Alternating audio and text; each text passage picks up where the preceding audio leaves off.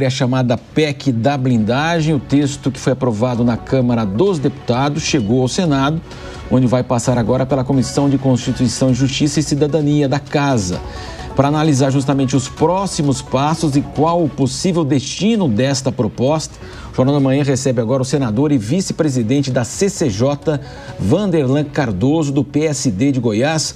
Muito bom dia, senador. Bom dia, Marcelo. Prazer enorme estar falando com vocês. Obrigado pela oportunidade, Marcelo. O prazer é nosso, né, senador? O nome da PEC já se autoexplica, né? PEC da blindagem. De fato, então, o Senado deve frear essa iniciativa, senador? Marcelo, o Senado é uma casa revisora. Agora, esse projeto, eu acho que causou um espanto em todos nós. Não foi só o senador Vanderlan, o senador Otto, mas todos os meus pares que eu conversei, senadores e senadoras, estão todos assustados com a rapidez e a votação que aconteceu na Câmara dos Deputados.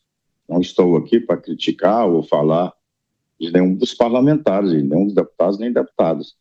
Mas o que se aprovou foi um absurdo. Não podemos legislar em causa própria, que é o que aconteceu. É tão absurda essa PEC que não houve até o momento nenhum parlamentar aqui do Senado, nem de direita, nem de esquerda ou de extremo, que está defendendo isso. Eu vi entrevistas e conversei com alguns, e todos eles estão estarrecidos com o que foi aprovado na Câmara dos Deputados. Então, o que vai acontecer aqui no Senado Federal, pelo que eu estou vendo, ainda mais agora com a indicação do presidente da CCJ, Otto Alencar, do senador Alessandro Vieira, que é delegado, e ele já deixou claro, né, que o relatório dele pode ser, ou vai ser, não aceitando hipótese alguma. Talvez nem ser pautado vai ser na CCJ, tamanho o absurdo que todos estão considerando. Senador, muito bom dia para o senhor também. O senhor acredita que a PEC da blindagem pode, de alguma forma, prejudicar a imagem dos parlamentares, né, e do Congresso Nacional perante a opinião pública? Soraya, quero eu entender, Soraya, que muitos parlamentares, devido ao horário e à forma que foi feito, e talvez a pressão por aqueles que têm medo de algumas investigações, principalmente com relação às emendas consideradas PIX ou transferência especial, votaram sem entender direito o quanto isso aí é absurdo. Tanto é que alguns já estão se retratando, pedindo perdão, pedindo desculpa aos seus eleitores. Então, acredito que, eu quero crer que alguns realmente não sabiam o que estavam fazendo. De tamanho o absurdo, como disse aí alguns parlamentares, né, eu ouvi muitas entrevistas, é um tapa na cara do eleitor, do cidadão brasileiro. Senador, a pergunta agora do nosso comentarista Henrique Kriegner. Senador, bom dia, é um prazer rever o senhor e estarmos juntos aqui na Jovem Pan. Senador, a minha pergunta é sobre o foro privilegiado, que é um tema que tem aparecido bastante nas discussões paralelas à PEC da blindagem, né? Será que uma recusa veemente e bem justificada, como tem sido o caso do que tem acontecido no Senado, da PEC da blindagem, pode fortalecer o questionamento a respeito do quanto que o foro privilegiado deve ser levado em consideração ainda, ou isso pode ser uma coisa que vai enfraquecer a ideia do foro privilegiado e levar ao fim dele? Acredito que não. O próprio nome já diz, foro privilegiado. Qualquer um de nós, senadores ou deputados, para ser investigado, é só o STF. Por isso que é foro privilegiado, né? Agora, a imunidade parlamentar, muitos parlamentares confundem com o direito de cometer muitos crimes e abusos, fake news, ataques. Então, essa imunidade parlamentar, a meu modo de ver, ela tem que ser revista também, tem que ter limites para a imunidade parlamentar. Agora a pergunta de Acácio Miranda. Deputado, com a sinalização do Senado Federal, bom dia, com a sinalização do Senado Federal e senador, com a sinalização do Senado Federal no sentido da não aprovação da PEC da blindagem, no seu entendimento, na sua leitura, a PEC da anistia, já chamada de PEC da dosimetria, seria uma alternativa razoável para apaziguar os ânimos do país e de parcelas do nosso Congresso Nacional? Acredito, Arcas, que essa PEC, agora chamada de dosimetria, que está sendo muito falado e discutido, inclusive existe projetos do Senado Federal, do senador Davi Alcolumbre, é uma alternativa para que essas pessoas que foram induzidas, enganadas, para ir para os quartéis, para ir para Brasília, e cometeram ali alguns deslizes quando houve aquelas depredações e tudo aquilo, né?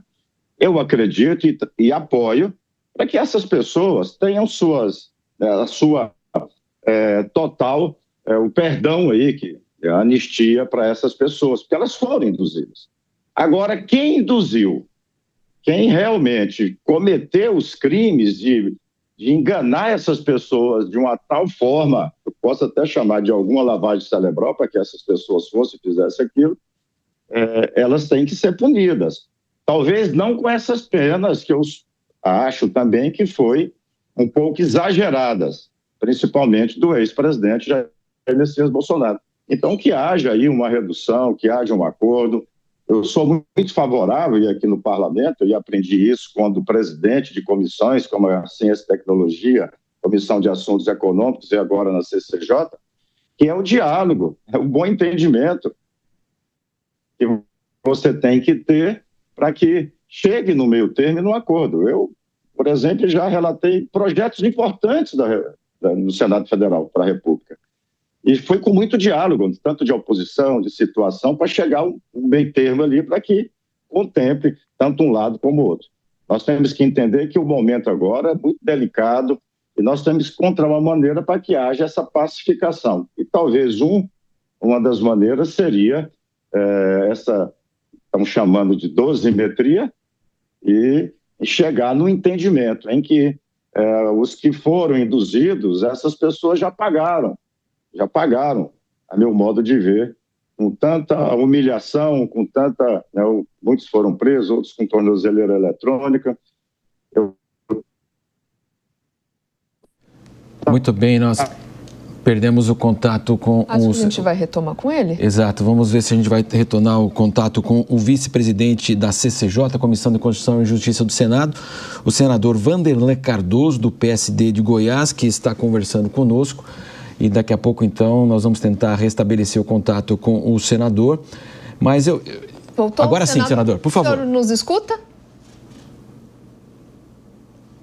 Ainda não. O senador Wanderlan Cardoso. Estou na escuta. Perfeito. Pois não, senador, pode completar, por favor. Completa a sua frase, por favor. Sim. Perfeito. Eu não sei até onde vocês ouviram, porque eu peguei aqui um balo tão grande, tá? Então, deixa eu completar com a minha pergunta. O senhor estava falando do projeto da anistia, né? A gente vê que nesse momento houve uma mudança de nome, né? Se fala agora em PL da... Dosimetria, até me falhou aqui a memória. Obrigada, Matos. Agora, o PL tem dito que vai insistir na anistia total, né? O senhor acredita que isso deve alongar ainda mais essa discussão? Acredito, Soraya, que anistia total, geral e restrita, essa não passa. Não passa. O próprio presidente da Comissão de Constituição e Justiça, e eu penso assim também como vice-presidente, já disse que nem pauta se for dessa maneira. Apesar que ele é o presidente, conduz os trabalhos, são 27 membros, mas vai muito do presidente. Então, acredito que da maneira que estão querendo, aí também não pode, a maioria ali não apoia isso. Que haja, sim, um entendimento, por isso que veio esse nome de dosimetria, né? Ou seja, acho que estão procurando uma dose aí para que todos possam suportar, né? E principalmente a população brasileira. Entender que o cidadão não está sendo dado direito para ele de cometer ou de fazer qualquer coisa, né? Tudo tem limites. Então, conversamos com o vice-presidente da CCJ, o senador Vanderlan Cardoso, que é do PSD de Goiás. Senador, muito obrigado pela participação do senhor aqui na programação da Jovem Pan. Obrigado, um abraço a todos. Um abraço, até mais.